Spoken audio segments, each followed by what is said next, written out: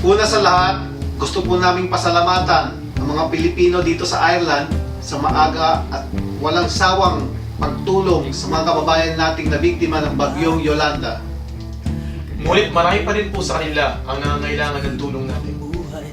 Kami po sa Teroy, Triskelion International Republic of Ireland ay nakipag-isa sa iba't ibang grupo ng mga Pilipino dito sa Ireland upang magsagawa ng isang fundraising concert. Ito po ay gagawin sa November 30, alas 7 ng gabi sa Break for the Border, Stephens Street, Lower Dublin 2. Maraming salamat po. Tulong na!